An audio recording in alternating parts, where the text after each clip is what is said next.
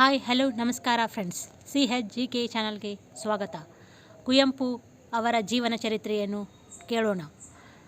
ಜಯ ಭಾರತ ಜನನಿಯ ತನುಜಾತೆ, ಎಲ್ಲಾದರೂ ಇರು ಎಂತಾದರೂ ಇರು, ಎಂದೆಂದಿಗೂ ನೀ ಕನ್ನಡವಾಗಿರು. ಓ ನನ್ನ ಚೇತನ, ಆಗುವ ನೀ ಅನಿಕೇತನ. ಹೀಗೆ ರಾಷ್ಟ್ರಕವಿ ಕುವೆಂಪು ಅವರ ಹಲವಾರು ಕವನಗಳು ಕನ್ನಡಿಗರ ಮನದಾಳದಲ್ಲಿ ಹಾಸುಹೊಕ್ಕಾಗಿದೆ. ರಾಷ್ಟ್ರಕವಿ ಕುವೆಂಪು ಅವರು ಶಿವಮೊಗ್ಗ ಜಿಲ್ಲೆಯ ತೀರ್ಥಹಳ್ಳಿ ತಾಲೂಕಿನ ಕುಪ್ಪಳ್ಳಿಯಲ್ಲಿ 1904 ಡಿಸೆಂಬರ್ 29ರಂದು ಜನಿಸಿದರು. ತಮ್ಮ ಪ್ರಾಥಮಿಕ ಶಿಕ್ಷಣ ತೀರ್ಥಹಳ್ಳಿಯಲ್ಲಿ ಪೂರೈಸಿ ಪ್ರೌಢಶಾಲಾ ಶಿಕ್ಷಣದಿಂದ ಹಿಡಿದು MA ಪದವಿವರೆಗೂ ಮೈಸೂರಿನಲ್ಲಿ ಓದಿದರು. ಕುವೆಂಪು ಅವರು ಕನ್ನಡದ ಅಗ್ರಮಾನ್ಯ ಕಾದಂಬರಿಕಾರ, ನಾಟಕಕಾರ, ವಿಮರ್ಶಕ ಮತ್ತು ಚಿಂತಕ. 20ನೆಯ ಶತಮಾನದಲ್ಲಿ ಕಂಡ ದೈತ್ಯ ಪ್ರತಿಭೆ. ವರಕವಿ ಬೇಂದ್ರೆಯವರಿಂದ ಯುಗದ ಕವಿ, ಜಗದ ಕವಿ ಎನಿಸಿಕೊಂಡವರು. ವಿಶ್ವಮಾನವ ಸಂದೇಶ ನೀಡಿದವರು. ಕನ್ನಡದ 2ನೆಯ ರಾಷ್ಟ್ರಕವಿ. ಜ್ಞಾನಪೀಠ ಪ್ರಶಸ್ತಿಯನ್ನು, ಕೇಂದ್ರ ಸಾಹಿತ್ಯ ಅಕಾಡೆಮಿ ಪ್ರಶಸ್ತಿಯನ್ನು ಮೊದಲ ಬಾರಿಗೆ ಕನ್ನಡಕ್ಕೆ ತಂದುಕೊಟ್ಟವರು. ಕರ್ನಾಟಕ ಕೊಡಮಾಡುವ ಕರ್ನಾಟಕ ರತ್ನ ಹಾಗೂ ಪಂಪ ಪ್ರಶಸ್ತಿಯನ್ನು ಮೊದಲ ಬಾರಿಗೆ ಪಡೆದವರು. ಮೈಸೂರಿನ ಮಹಾರಾಜ ಕಾಲೇಜಿನಲ್ಲಿ ಓದಿದ ಅವರು ಮೈಸೂರು ವಿಶ್ವವಿದ್ಯಾಲಯದಲ್ಲಿ ಸೇವೆ ಸಲ್ಲಿಸಿ ಉಪಕುಲಪತಿಗಳಾಗಿ ನಿವೃತ್ತರಾದರು.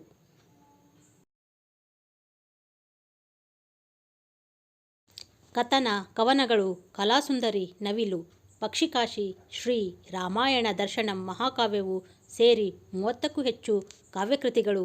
ಜಲಗಾರ, ಯಮನಸೋಲು, ಬೊಮ್ಮನಹಳ್ಳಿ, ಕಿಂದರಜೋಗಿ, ವಾಲ್ಮೀಕಿ ಭಾಗ್ಯ, ಸ್ಮಶಾನ ಕುರುಕ್ಷೇತ್ರ, ಮಹಾರಾತ್ರಿ ರಕ್ತಾಕ್ಷಿ, ಬಿರುಗಾಳಿ, ಬೆರಳಿಗೆ ಕೊರಳ್, ಶೂದ್ರ ತಪಸ್ವಿ, ಇತರೆ ನಾಟಕಗಳು. ಕಾನೂರು ಹೆಗ್ಗಡತಿ, ಮಲೆಗಳಲ್ಲಿ ಮದುಮಗಳು ಕಾದಂಬರಿಗಳು.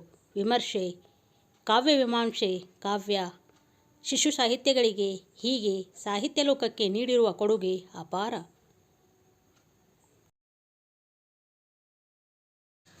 1937 ಏಪ್ರಿಲ್ 30ರಂದು ಹೇಮಾವತಿಯವರನ್ನು ಕೈಹಿಡಿದರು. ಪೂರ್ಣಚಂದ್ರ ತೇಜಸ್ವಿ ಮತ್ತು ಕೋಕಿಲೋದಯ ಚೈತ್ರ ಎಂಬ ಪುತ್ರರು, ಇಂದುಕಲಾ ಮತ್ತು ತರುಣಿ ಎಂಬ ಇಬ್ಬ ಪುತ್ರಿಯರಿದ್ದಾರೆ. ರಾಮಕೃಷ್ಣ ಪರಮಹಂಸರ ಜೀವನದಿಂದ ಪ್ರಭಾವಿತರಾದ ಕುವೆಂಪು ಅವರವರು ಸ್ವಾಮಿ ಶಿವಾನಂದರಿಂದ ದೀಕ್ಷೆ ಪಡೆದಿದ್ದಾರೆ. ಕುವೆಂಪು ರಾಷ್ಟ್ರೀಯ ಪ್ರತಿಷ್ಠಾನ ಇವರು ಜನಿಸಿದ ಮನೆಯನ್ನು ಕವಿಮನೆ ಹೆಸರಿನ ಮ್ಯೂಸಿಯಂ ಮಾಡಿದ್ದಾರೆ. 1987ರಲ್ಲಿ ಶಿವಮೊಗ್ಗದಲ್ಲಿ ಕುವೆಂಪುರವರ ಗೌರವಾರ್ಥವಾಗಿ ಕುವೆಂಪು ವಿಶ್ವವಿದ್ಯಾಲಯ ಸ್ಥಾಪಿಸಲಾಯಿತು.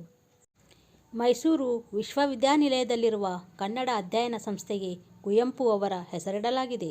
ಅನುವಾದ ಕಾರ್ಯವನ್ನು ಪ್ರೋತ್ಸಾಹಿಸಲು ಬೆಂಗಳೂರಿನಲ್ಲಿ ಸ್ಥಾಪಿಸಲಾಗಿರುವ ಭಾಷಾಭಾರತಿ ಸಂಸ್ಥೆಗೆ ಕುವೆಂಪು ಅವರ ಹೆಸರಿಡಲಾಗಿದೆ. ಮೈಸೂರಿನ ಕುವೆಂಪು ನಗರದಲ್ಲಿರುವ ರಸ್ತೆಗಳಿಗೆ ಕುವೆಂಪು ಅವರ ಪರಿಕಲ್ಪನೆಗಳ ಪಾತ್ರಗಳ ಹೆಸರುಗಳನ್ನು ಇಡಲಾಗಿದೆ. 1928ರಲ್ಲಿ ಸೆಂಟ್ರಲ್ ಕಾಲೇಜು ಕರ್ನಾಟಕ ಸಂಘದ ಆಶ್ರಯದಲ್ಲಿ ನಡೆದ ವಿದ್ಯಾರ್ಥಿ ಕವಿ ಸಮ್ಮೇಳನದ ಅಧ್ಯಕ್ಷರಾಗಿದ್ದರು. ಕನ್ನಡ ಸಾಹಿತ್ಯ ಸಮ್ಮೇಳನದ ಕವಿಗೋಷ್ಠಿಯ ಅಧ್ಯಕ್ಷರಾಗಿದ್ದರು. 1957ರಲ್ಲಿ ನಡೆದ 39ನೆಯ ಕನ್ನಡ ಸಾಹಿತ್ಯ ಸಮ್ಮೇಳನದ ಅಧ್ಯಕ್ಷರಾಗಿದ್ದರು. ಕರ್ನಾಟಕ ಸರ್ಕಾರವು 2005ರ ಡಿಸೆಂಬರ್ನಲ್ಲಿ ಕುವೆಂಪು ಜನ್ಮದಿನವಾದ ಡಿಸೆಂಬರ್ 29ನ್ನು ವಿಶ್ವ ಮಾನವ ದಿನವನ್ನಾಗಿ ಆಚರಿಸುವುದಾಗಿ ಆದೇಶ ಹೊರಡಿಸಿತು. ಈ ಮೂಲಕ ವಿಶ್ವಮಾನವ ಸಂದೇಶ ಸಾರಿದ ಕವಿಗೆ ಮತ್ತೊಂದು ಗೌರವ ಸಂದಾಯವಾದಂತಾಯಿತು. ಗೌರವ ಮತ್ತು ಪುರಸ್ಕಾರಗಳು: ಕೇಂದ್ರ ಸಾಹಿತ್ಯ ಅಕಾಡೆಮಿ ಪ್ರಶಸ್ತಿ, ಶ್ರೀ ರಾಮಾಯಣ ದರ್ಶನಂ 1955. ಮೈಸೂರು ವಿಶ್ವವಿದ್ಯಾನಿಲಯದಿಂದ ಗೌರವ ಡಾಕ್ಟರೇಟ್ 1956. ಪದ್ಮಭೂಷಣ 1958. ರಾಷ್ಟ್ರಕವಿ ಪುರಸ್ಕಾರ 1964. ಕರ್ನಾಟಕ ವಿಶ್ವವಿದ್ಯಾನಿಲಯದಿಂದ ಗೌರವ ಡಾಕ್ಟರೇಟ್ 1966. ಜ್ಞಾನಪೀಠ ಪ್ರಶಸ್ತಿ ಶ್ರೀ ರಾಮಾಯಣ ದರ್ಶನಂ 1968.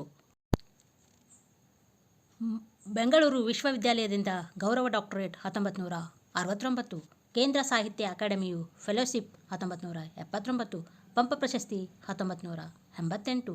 ಪದ್ಮ ವಿಭೂಷಣ ಪ್ರಶಸ್ತಿ 1988. ಕರ್ನಾಟಕ ರತ್ನ ಪ್ರಶಸ್ತಿ 1992. ಕನ್ನಡ ಸಾಹಿತ್ಯ ಪರಿಷತ್ನ ಗೌರವ ಸದಸ್ಯತ್ವ. ಕನ್ನಡ ವಿಶ್ವವಿದ್ಯಾಲಯದ ನಾಡೋಜ ಪ್ರಶಸ್ತಿ ಮರಣೋತ್ತರ. ಕುವೆಂಪು ಅವರ 113ನೇ ಜನ್ಮದಿನದಂದು ಗೂಗಲ್ ಇಂಡಿಯಾ ಅವರ ಗೌರವಾರ್ಥ ಡೂಡಲ್ ಪ್ರದರ್ಶಿಸಿತು. 2017 ಡಿಸೆಂಬರ್ 29ರಂದು. ರಾಷ್ಟ್ರಕವಿ ಕುವೆಂಪು ಅವರು ನವೆಂಬರ್ 11, 1994ರಂದು ನಿಧನರಾದರು.